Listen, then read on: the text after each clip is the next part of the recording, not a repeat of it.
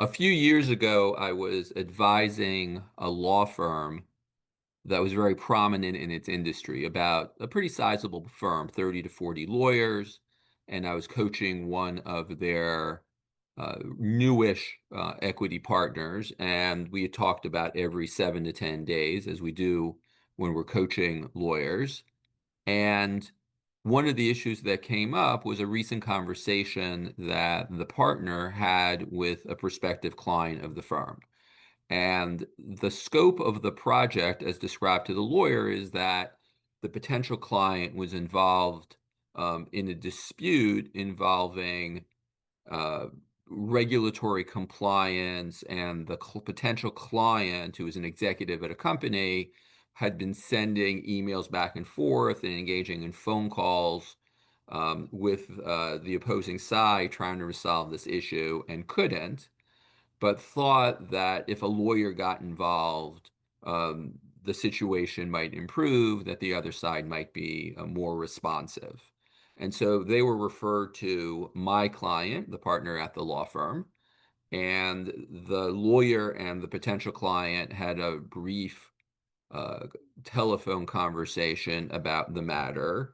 And during the first few minutes of that conversation, you can probably anticipate what topic came up. And that was the potential client asks the lawyer, my client, my coaching client, how much do you charge?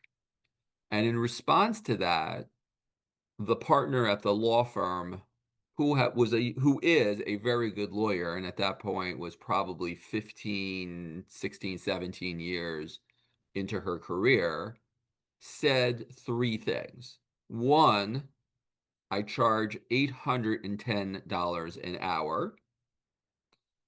Two, in order for us to be retained, you're going to need to send us a retainer of $7,500. And when the potential client asked, well, like, what is this going to cost altogether? The lawyer said, look, I can't tell you for sure because it depends on what the response is.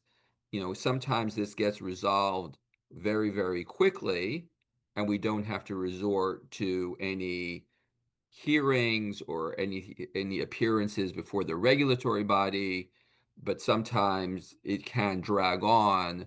So I can tell you that it can last anywhere from a really fast resolution would be 3 or 4 weeks, and it could last 6 to 8 months as well.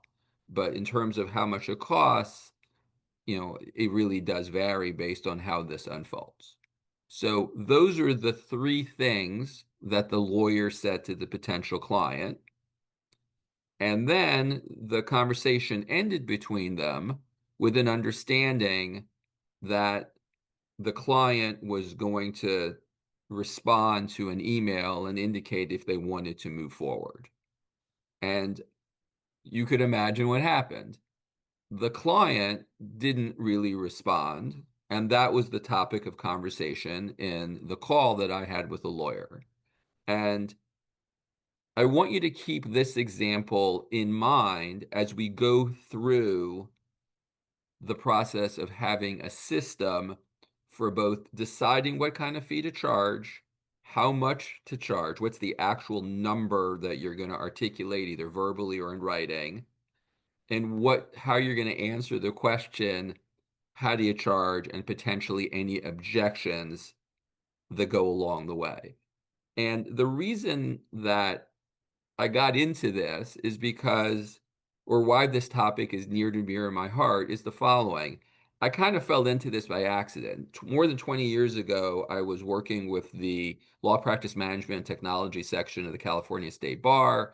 They were writing and publishing a book called The California Guide to Opening and Launching a New Law Office.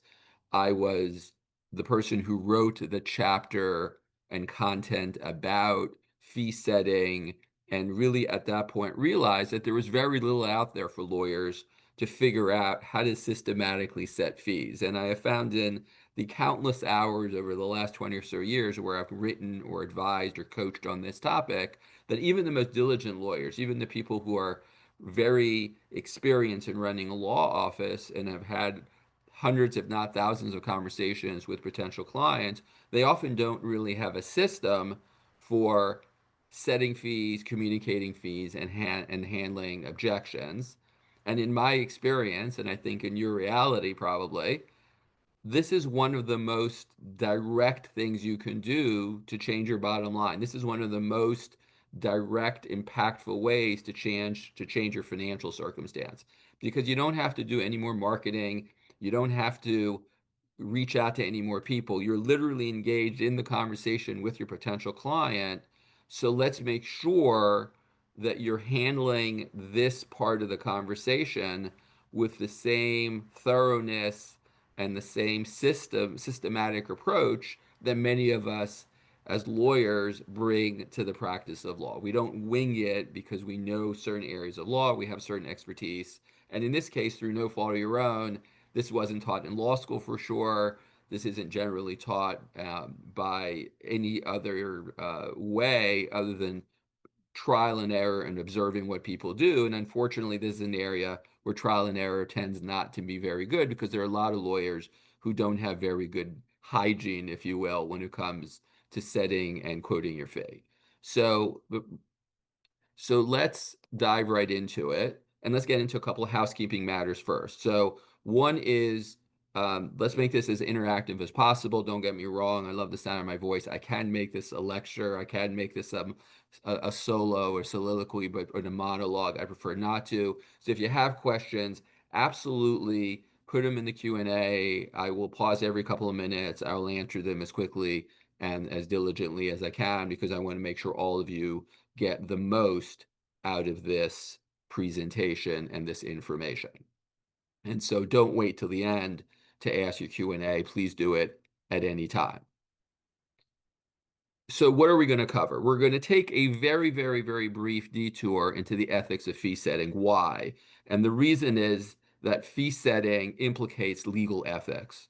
And so I just want to make sure everybody's aware of it. We're not going to do a deep dive into it, but I just want to touch the surface, making sure that when you are thinking about how to quote a fee, what the fees are, uh, you're at least aware that they're ethical considerations, and I just want you to be sensitive to what they are. And I'm looking at, there's a lot of experienced people on this call, so I suspect none of that is going to be new, but I just want to make sure it's top of mind and fresh before we dive into the three critical decisions. The three critical decisions are choosing what kind of fee, hourly, flat fee, contingency, combination, all the variations that people use. And the first observation I have, and it came to me pretty quickly, and it hasn't changed in all the years I've been doing this, is lawyers tend to use a very small percentage of the options that are available to them that are totally permissible under the rules of the ethical rules. People tend to do things by habit, and that's because they don't have a system, and that's what this is designed to change. So that's the first critical decision. What kind of fee? The second critical decision is what's the actual number? So if it's a flat fee, what number are you going to use and cite? If you're going to cite an hourly rate, what number? And the reason is, as we'll talk about this in more detail, numbers have psychological impact, and fee setting is part economics and part psychology. And a lot of it's the psychology that a lot of lawyers and law firms aren't as good as they can be, and that's where some of the times where people run into problems or lawyers leave thousands, if not tens of thousands of dollars on the table in a given year um, because of this interplay of economics and psychology. It's the dance between the two that some details get overlooked.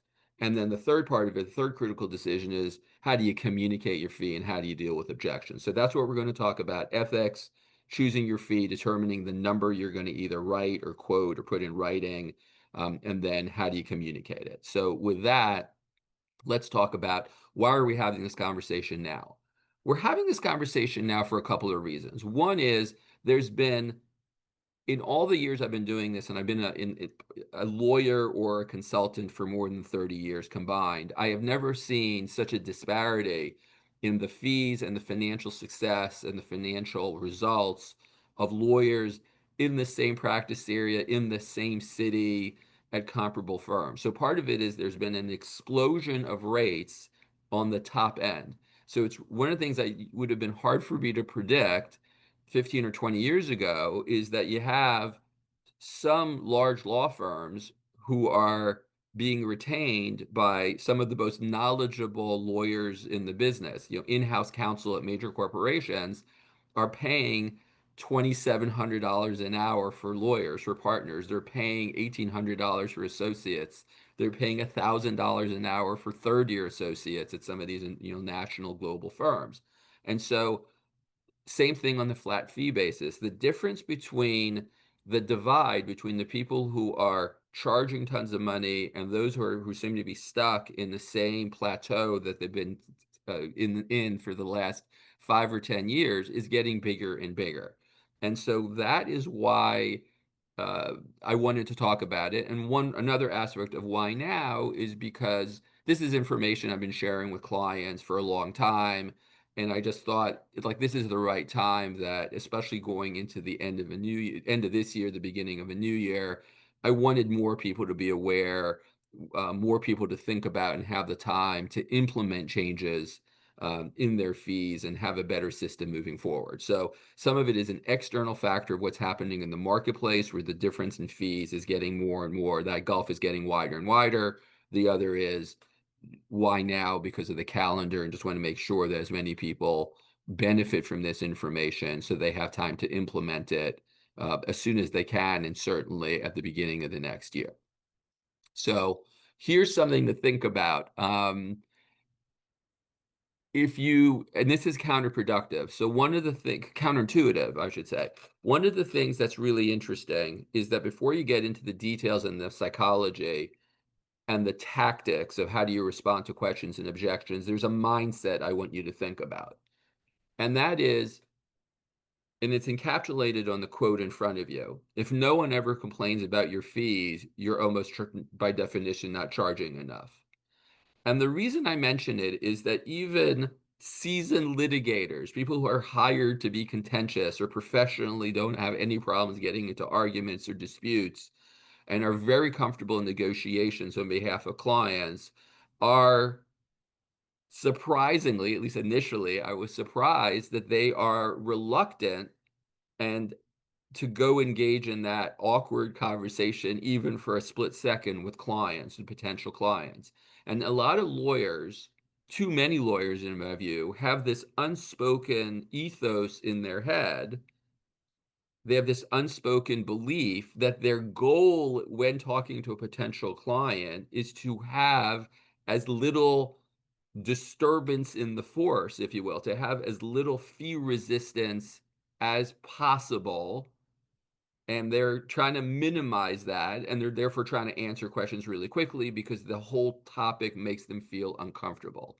And so think back about your last 6 months. Think back of new clients that don't have a particularly close relationship to you. I mean, they weren't referred to you by your best referral source. They're not a member of your family. It's more or less an arm's length transaction, right? You're talking to someone pretty new to you. Think about those interactions. Think about those initial phone calls. Think about email. Think about if it's in person. And there's going to be lots of variation as to when and where you have this conversation based on the people who are here today. But think back on, let's say, 6 months, and think when I quoted my fee, either in an email or in person, over the phone, over Zoom, did anybody complain? If no one complained, if no one pushed back, you're almost by definition not charging enough. Some amount of fee resistance is your friend. And the reason is because if no one complains, you're almost by definition just you're not pushing the envelope enough. You're not seeing what the market will bear. You're not finding out what you could get. Conversely, if half the time, if you are quoting a fee, like your clients faint in disbelief, and I'm exaggerating on purpose just to make the point, well, that would be a sure sign that you might be charging too much. But I can tell you, in the thousands of hours I've worked on this issue and coached on this issue, the number of people who in circumstances are charging too much based on the reactions they're getting from clients and potential clients is dwarfed by the number of people who don't charge enough. this is something that lawyers, we've kind of, we're shooting ourselves in the foot, in part because I think there is a hesitancy to fully engage in this conversation. There is this mindset that fee resistance is to be avoided. So let's just keep that in mind before we get into the tactics and what it is that you should do in different stages. Please embrace the fact that in order to really get valued and to get paid what you're worth, some amount of fee resistance is going to be required, and it's a good sign. That's the only way you'll ever come close to getting the value that you actually provide clients. So let's talk about the ethics rules. And again, this is 20,000-foot view, just to remind you, not a deep dive. So they're both California rules and they're ABA inspired rules in most of the other jurisdictions. The language is slightly different. The implementation is largely the same. In California, the rule is a lawyer shall not make or charge an unconscionable fee. And conscionability, again, is based on a bunch of factors when the agreement is entered into, um, and the language in the ABA inspired rules, which is most of the jurisdictions in the country, is you can't charge or collect an unreasonable fee or an unreasonable amount for expenses. And unreasonable amount for expenses is rarely at issue. It's the unreasonable fee that comes up. And like the California rules, the ABA gives you factors to determine what do they look at to determine what's reasonable. Time and labor involve the skill of the lawyer, the nature of the relationship, how much of the lawyer's time this takes, whether it's a flat fee or hourly. And so you'll notice that with few exceptions, there are not a lot of limitations about what a lawyer can charge. Now, for sure, there are some specific limitations. So for instance, family lawyers are in a position where, as a matter of rule and public policy, they're not allowed to have contingency fee arrangements in favor of divorce. Um, in certain states, I'll give California because from California practitioners here, California has a rule, for example, that if you are suing for medical malpractice, there are caps on what you can recover, things of that nature. But for the most part, and I'm going to trust that you know your own rules and you know your own state, um, but for most lawyers, most of the time, there's a lot of freedom as to what kind of fees that you charge. And I've taught MCLE classes on this. I can tell you that a lot of the decisions about what makes a fee unconscionable or unreasonable has nothing to do with the fee. It has to do with the fact, where the fact pattern is, the lawyer collected a whole bunch of money, like an initial retainer, and then did no work, and the court concludes in a published opinion, or a state bar concludes in an ethics opinion, well, sure, that's an unconscionable or unreasonable fee. But that actually tells you very little about what is unreasonable or unconscionable in the context of someone who does the work, as opposed to someone who just shirks the responsibility and is entirely unresponsive. So again, this is just to remind you of the ethics rules just in general. Unconscionability and unreasonableness is one of them. And there are going to be some other technical rules that you should be aware of. Certain jurisdictions, including California, have a rule, for example, that implicate fees but don't directly involve fees. So, for example, California has a Business and Professions Code section 6146 and 6147.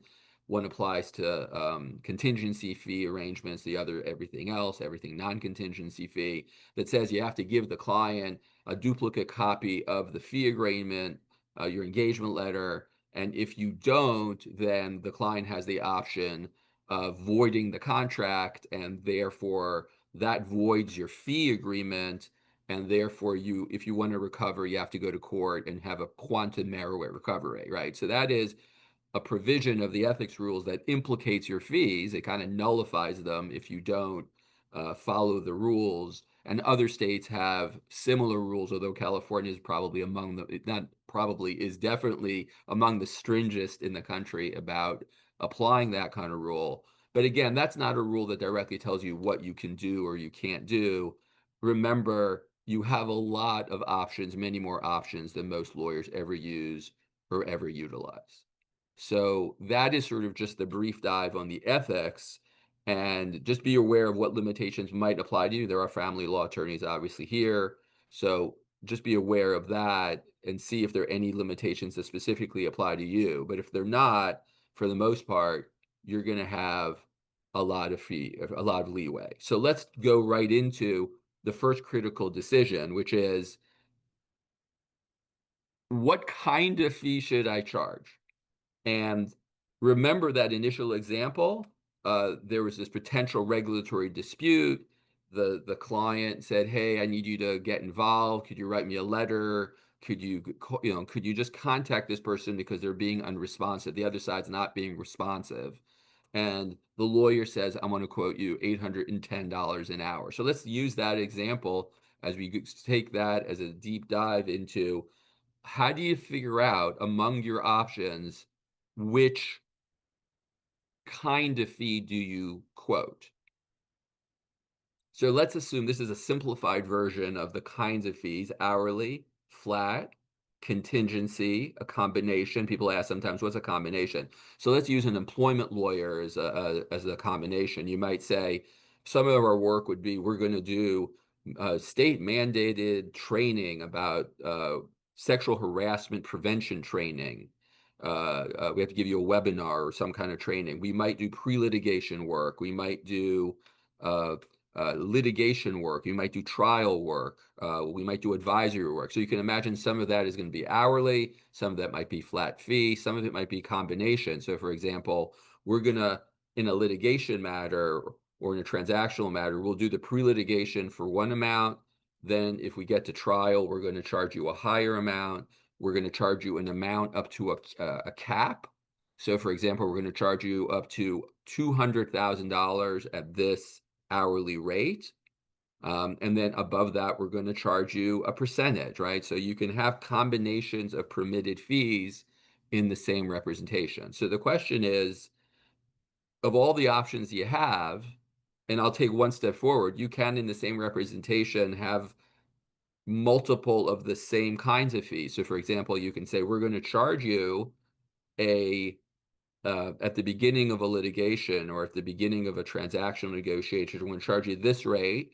But if we get to pre-trial or closing, our hourly rate could be higher. You see that more commonly in litigation than you do in transactional work, but nothing prevents you from segmenting your hourly rates for different amounts. And it's not uncommon for people to charge higher hourly rates for trial, and it actually ties into one of the ABA factors, which is, to the extent it's apparent to the client, the amount of your time that you are taking. And getting prepared for trial is a good example of something that takes more of your time. If you make your client aware of it, that would be a perfectly justifiable reason to potentially think about higher rates. And let me also just say about the ethics part, both for California and for the ABA, the list of factors is not exclusive. In California, it's like 11 factors, the ABA, it's 7 factors. They specifically say these are not all the factors that apply. It's a very much um, kind of uh, a holistic approach in determining whether a fee is reasonable or unconscionable. But it doesn't change the bottom line. You have a ton of options that most people never use, they never think about. So let's change that. So what is the quintessential decision? How do you decide if you're going to charge an hourly rate, for example? So if you're going to take one bit of notes so far, if you're going to remember one part from this presentation, I hope it's the following, because this is the question that lawyers and law firms don't ask themselves enough to determine the answer to the first decision. What category of fee should I charge? And that is your time a good proxy for the value you provide? Let's say that again. Is your time a good proxy for the value you provide? So let's look at that initial example of the lawyer who quotes $810. And let's say they're being asked to either make a phone call, write an email, write a letter on their letterhead. They're trying to get the other client to be responsive. Think of all the times the lawyers do that in a collections issue. Could you turn around and give us information? Think of all the lawyers who are asking for money that is owed to their clients. They're asking for some amount of responsiveness. So in that situation, is the amount of time the lawyer spends a good proxy for the value they're providing their client? And one way to think about it is this: would the client want you, or would it bother them one way or another whether it took you twice as long to do it? And the answer is no. If you can write a letter on your letterhead in a collections case or in a negotiation and you get a good result, I don't think the client's going to sit there and say, I wish you took twice as long. In fact, the value's higher if you can do it lower in a shorter amount of time.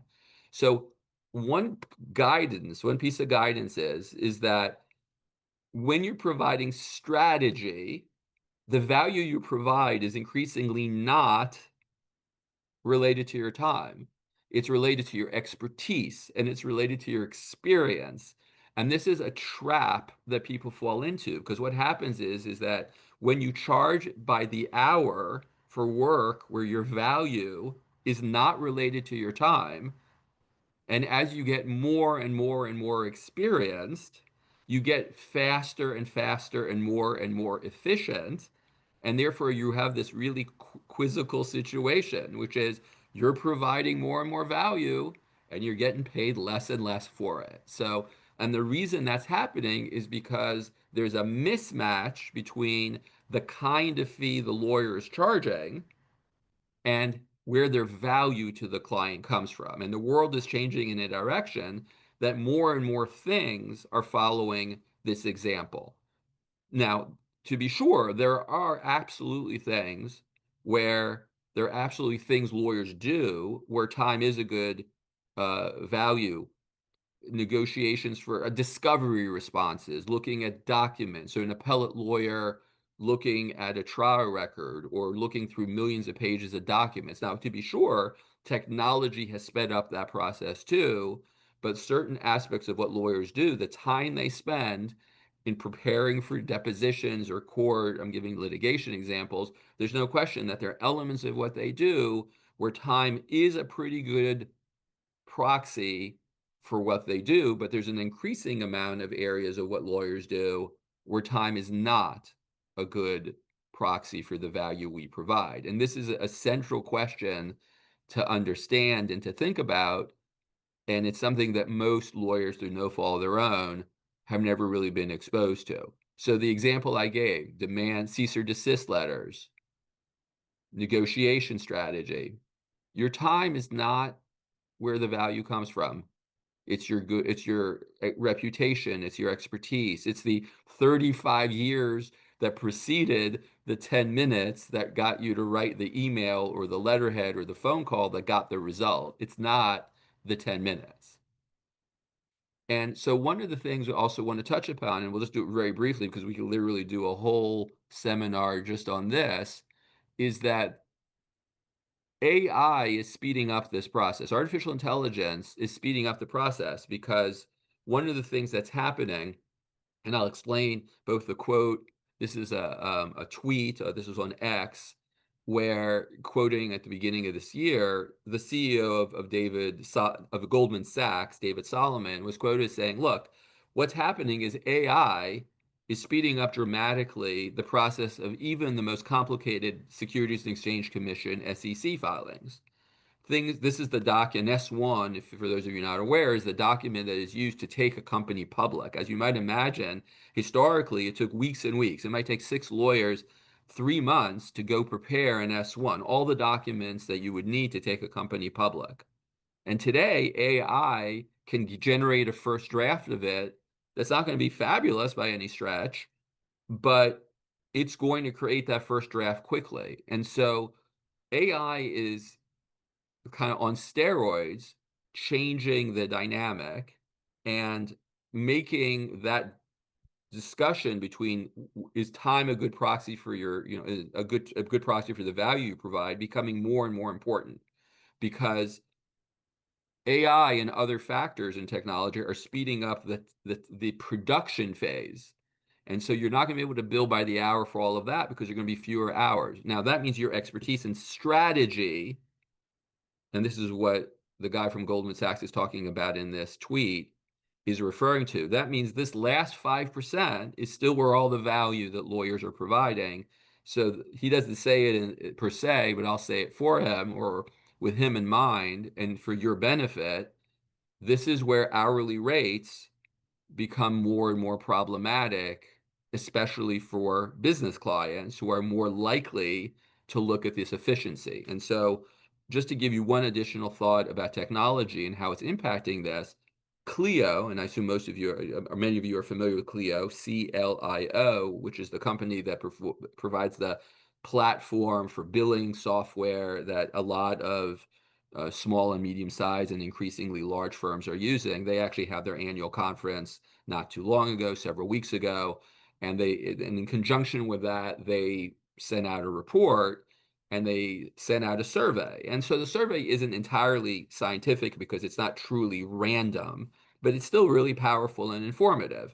And the question they asked was some version of, in the last year, how often has a client come to you and said, please look at a document that's been AI generated? It's sort of the equivalent of someone using, I don't know, going to a doctor and saying, well, I went to WebMD and here's my diagnosis. What do you think, doctor?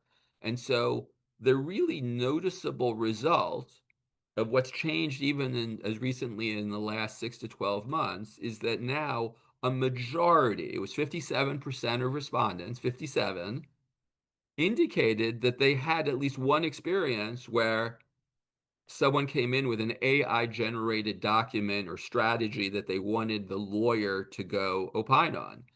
And so, again, that doesn't change the value of the strategy. It does mean that there's a bigger and bigger disconnect between your time and the value you provide. And a lot of lawyers have been slow to take advantage of or just recognize its implications for their fees. So, again, you have tons of options. Hourly rates are not going away. They just aren't. I've been reading about the demise of hourly rates for 50 years, but for the first time, what I am seeing, especially with business clients, is more and more pushback where if you solely rely on hourly rates, you have to be more and more mindful of what's the true value I'm providing, and therefore let's go look to things other than hourly rates, especially when you're providing strategy. Because again, for the third time, it's not your time that makes it valuable, it's your expertise. And also that you're standing by your advice. If your advice is horribly wrong, there may be some liability there. And that by itself creates value for your client. So, again, we could do a very long conversation about AI changing every day. I would say it's speeding up dramatically a trend that already was taking place and is partly responsible for this big divide that I started this conversation with between where lawyers are in the marketplace. And part of the not very subtle purpose of this kind of presentation and why I want to share it as widely as possible, because I want more and more lawyers to be on the right side of that divide. I come from a family of lawyers. I'm on inactive status now, but I practiced in DC and California for 10 years. I come from through my mom. I'm a fourth generation lawyer, like on 3 different continents. It really is almost like a genetic defect. It doesn't matter where on the planet you put us, a lawyer comes out. So it's really important to me. It's part of our mission at Rainmaking for Lawyers. We really want to solidify and heighten the status of lawyers. And part of what's happening, it's really increasingly impacting the bottom line about things like hourly rates. And there is this stark divide that we want to make sure that lawyers know about. So if that's the first decision, right? Let's recap. You probably, from an ethics standpoint, have a wide latitude of what you can charge. You're probably not choosing very many of the options available to you. Two, what kind of fee? Is time a good proxy for it? And so many people are there's a mismatch between this hourly rate concept and where they actually provide value. Technology is impacting it. Now we go into something that even fewer lawyers think about. It's the second critical decision, and that is, okay, now that I know it's going to be an hourly rate, or I think it's going to be a flat fee, what number do I choose? Do I say it? Do I write it? I mean, however I convey it, what's the number? And this might, for some of you, be a strange topic, so let me explain what I mean. And let me show you a couple of examples. So, as for those of you around the country, I don't mean I live in California, as you might gather. I gave a couple examples in California, although we do work all over the country in almost every major city. Um, these are actual California gas prices. In other parts of the country, it might be more like 3.99, as opposed to what you're seeing on the screen. The rates are a little lower now, just to be fair. Um, what's the price of the car? You notice it's like car prices are 39,995, or with a discount it's ends with 635. What's the 649.9 doing? Can Mobil or Exxon not afford the extra tenth of a penny? Here's what they know that most lawyers and professionals, generally accountants, the whole professional services world is kind of behind on this, and that is this, is that numbers have psychological impact. Even mathematically close numbers can be emotionally different for a client. So the reason they price something at 49,995 for a car is because $50,000 feels substantially more expensive than 49,995 does. And you're thinking that might be silly. And as a matter of math, it's trivial. But as a matter of psychology, it is not. Numbers have what I refer to psychological breakpoints. And what that breakpoint is depends on your market. What's true in Manhattan in New York is different probably than Manhattan in Kansas. But and flat fees work slightly differently than hourly rates, but the number that you choose absolutely matters because some numbers just sound more expensive than others. So let's go back to the initial explanation, the initial example. What was the price? 810. And in fact, that was my first response when I talked to my client and we were talking about, okay, how do we, in an email, recontinue and reconnect with the client? I said, 810 is just a strange number.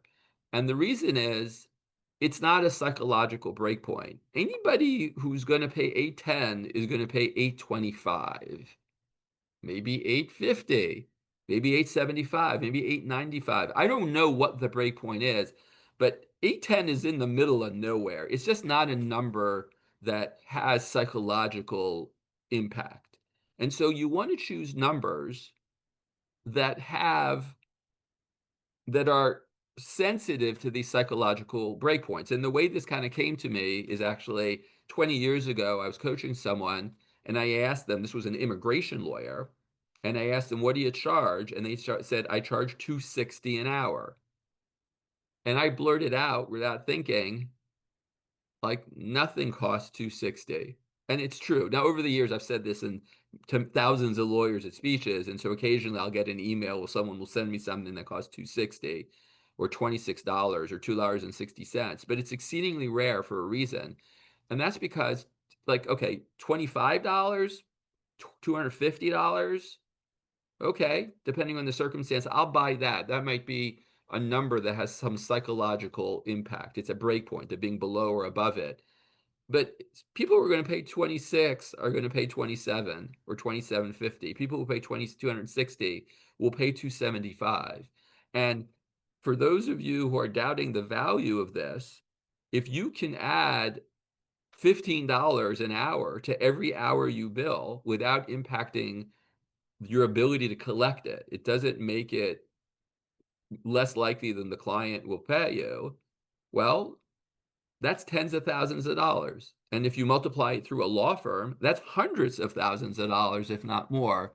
So please be sensitive to, for flat fees and for um, hourly rates, what, especially if you're quoting the initial retainer or you're charging a flat fee. And so let me give you an example of who charges really large flat fees. Two kinds of lawyers in particular. They're great examples of what's available and possible to the rest of us. And that would be appellate lawyers and criminal defense lawyers. So appellate lawyers, if you think about the nature of the work they do, they have they might, depending on which side of the appeal they're handling, they might be writing one brief, right? If they're defending the appeal from below, they're saying the decision below is correct. So they're not the appellant, they're the appellee. They're going to write one brief, and they maybe there'll be oral argument. And so they might be charging $250,000 to write one brief. A If you're thinking about criminal defense lawyer for entirely different reasons, let's say you're in federal court as a criminal defense lawyer, and you're worried that there's going to be a criminal forfeiture. So the government is going to say that the money the client has is tainted legally, and they're going to try to seize it. Some criminal defense lawyers, it happens in more in federal court than in state court, based on what I see from my clients, but it happens around the country. They might say, I have to charge all the money up front. They might quote $250,000 for a flat fee. So I'm not saying that the message for you right now is I have to charge what is an exceedingly high hourly rate or exceedingly high um, flat fee. But what I am saying is this is where there's a saying in business, the first sale that gets done is to yourself. Lawyers are chronically, in my experience, undervaluing ourselves. And so we see a number like 250,000 or $1,000 an hour, and we kind of are settling for, let me be in this middle ground because doesn't make me feel uncomfortable. And we're losing crazy amounts of money. And we've done all this work, we've gotten a referral, we got a good reputation. It's literally the difference between writing the correct digits in the email or in your contract or saying it out loud to your client. You've done all the work, and that's where lawyers are just losing a ton of money because they're not being sensitive to these psychological breakpoints. So let's talk about how this works in flat fees a little bit differently. So in flat fees, there's an issue of fee resistance comes a little bit from the reaction to how round your number is. So, so people, when you say, "Hey, here's a number that's 7,500," which was, by the way, the flat fee, the retainer that at the beginning, the example we've been working on, that's what my client said. So the issue with 7,500 is that it seems a little too round. And it might be a break point, but in most jurisdictions, it's not. If you think about is writing a $10,000 check, there are more individuals I've noticed throughout the country for them to write an initial check of $10,000 or more. That is more of a break point than 7,500. And so if you say 7,500, it seems a little too on the dot. It seems a little made up. And so one of the factors you want to look at is why not 7,850? As opposed to 5,000, why don't you go to 5,750? Why don't you go to 6,350? Why don't you go to a higher number? Because it still gives the number a sense that you didn't make it up. It still seems grounded in reality, but it's not too round. And so a lot of times when I see people charging flat fees, I will move them from 7,500 to 8,350. Although the changes can be much bigger than that. The On your left, if you're looking at the screen, what's wrong with that is when the number is incredibly precise down to the penny, you're just out of sheer curiosity inviting potential clients to ask you, how did you come up with that number? So again, it's a little different than in hourly rates, but still, you got these breakpoints, these psychological breakpoints that you want to be attuned to about how you're going to present your information. And there's enormous room for improvement here.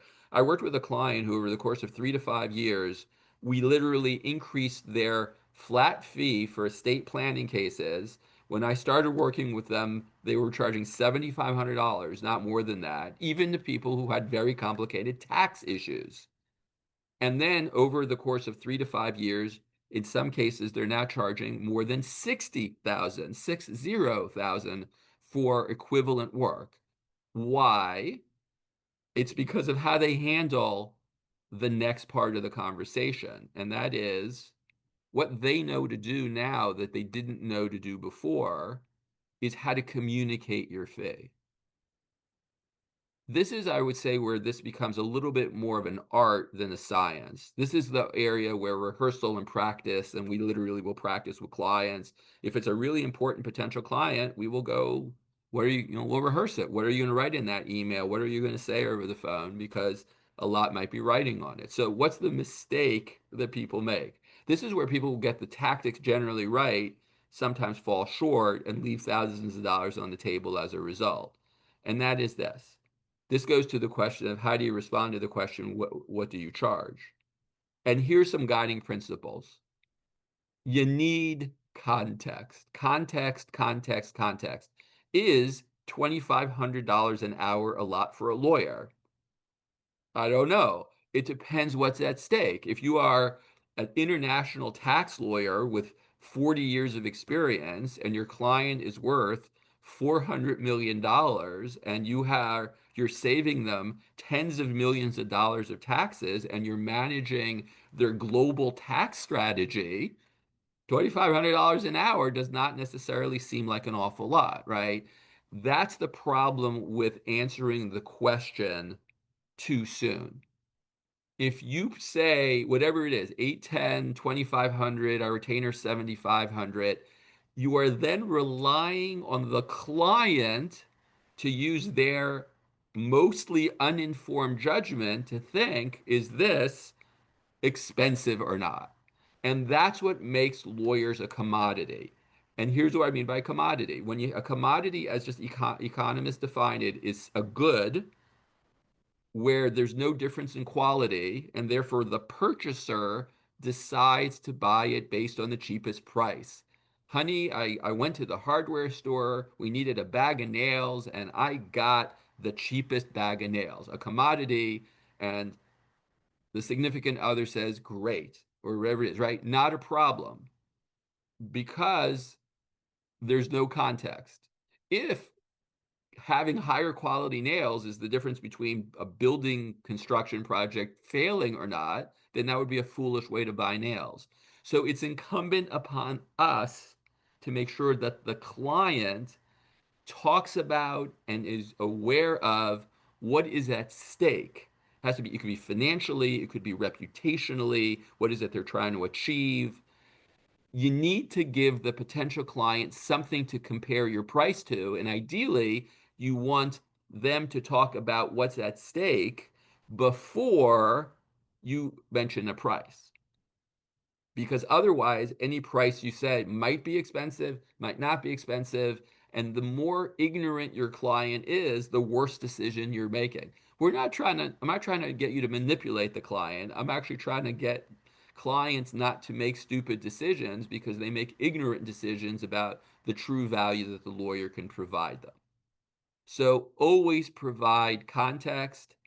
Ideally, have the client engage in some of that conversation. So the client hears themselves say, yeah, if my child is going to get suspended from school, they're going to lose a scholarship, and it's like their reputational harm, and they're going to, and then when you quote your fee, there's a more accurate description of what the value you provide is compared to what the circumstances are and what's at stake for the client.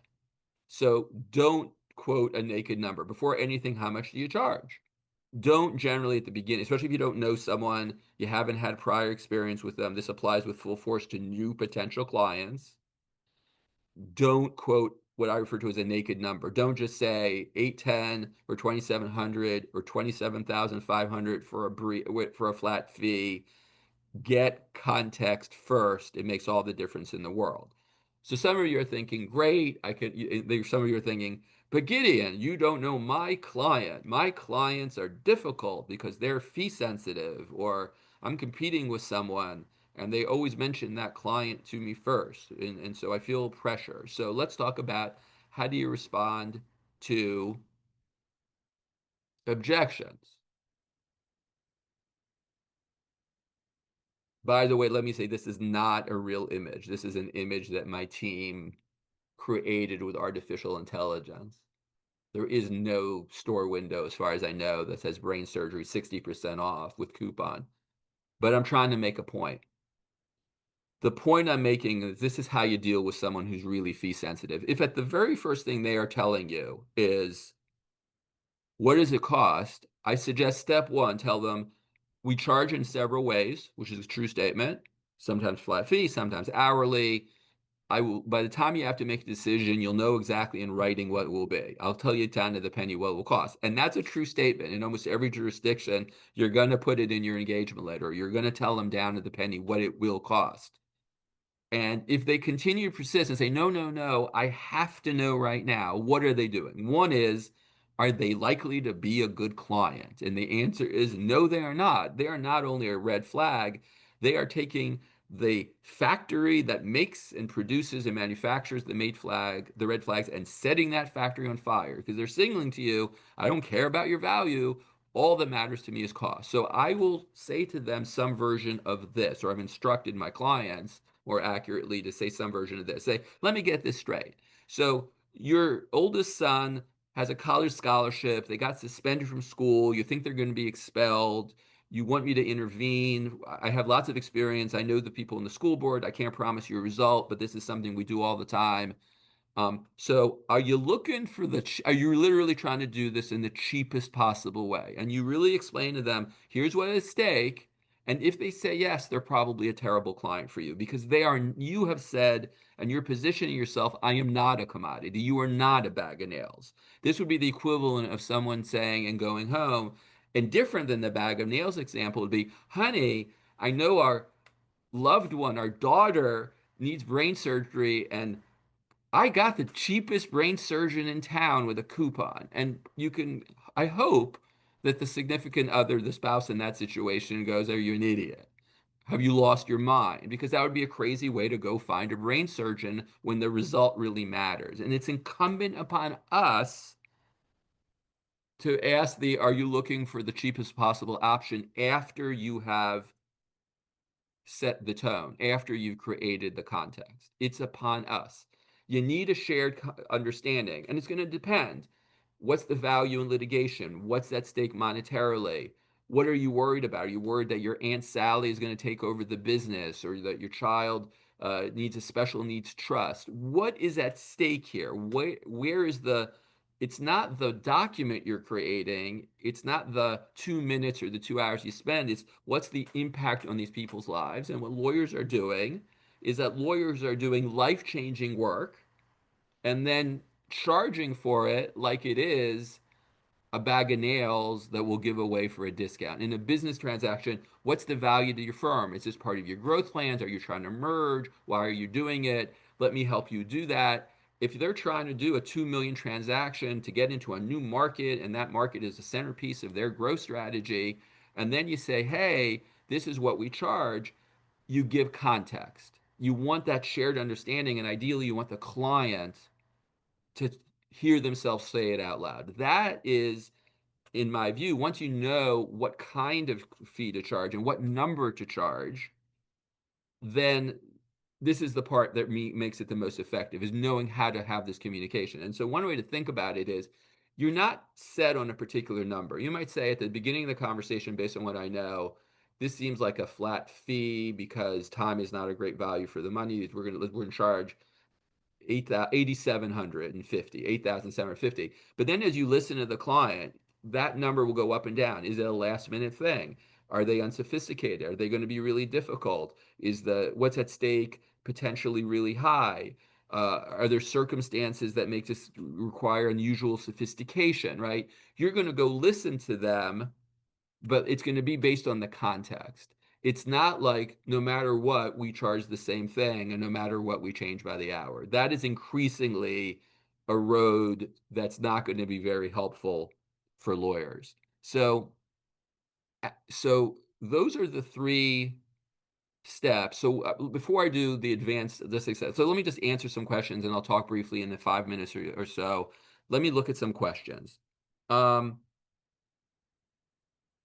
if if you okay, so one question is if you want to go from an hourly rate to a flat fee, how do you go do it? Which is a great question. So thank you for asking that. So let me go over it in about 90 seconds. It's a little complicated, but you're all going to get the basics right away. Let me explain. The easiest way to do this is what's the wrong way to do this. So let's use really simple math. Let's say you charge $500 an hour and you someone asks you to do a task and they say to you, and you do an estimate and you say it's going to take 10 hours of my time. Let's keep it really simple. No one else in your office is involved. There's no paralegals or no associates. It's just you. So the way that most lawyers do this is they say, well, if the estimated value is $5,000, $500 an hour times 10 hours, The flat fee should be somewhere around $5,000. And some lawyers will go, well, maybe 5,500, or they'll add a little kicker and think, and I think that's entirely the wrong approach. And here's why. The dollar amount times the hourly rate is the absolute floor you should charge. Why? And that's because you are giving an additional value to your client, which is you're giving the client certainty as to what the fee will be. Let's say that you estimate that something's going to take 10 hours. You give them a budget and you are wrong because opposing counsel or the regulatory body or the transaction gets complicated. The bank doesn't approve financing for 3 weeks, whatever it is, right? A million things happen. If you quote a flat fee, who bears the responsibility? Who bears the risk if your initial estimate is wrong? You do. If you charge an hourly rate, who bears the responsibility if it takes longer than you initially estimated? The client is. So there is independent value to charging a flat fee. So even if you think the hourly rate is expected to be $5,000, you should absolutely charge more than $5,000, and sometimes substantially more than $5,000, because the value depends on the context, that is the value relative to what are you doing for the client? How quickly do they need it? What does it mean for them? That's what matters. But you should not just charge $5,200 and think you've made up for the difference.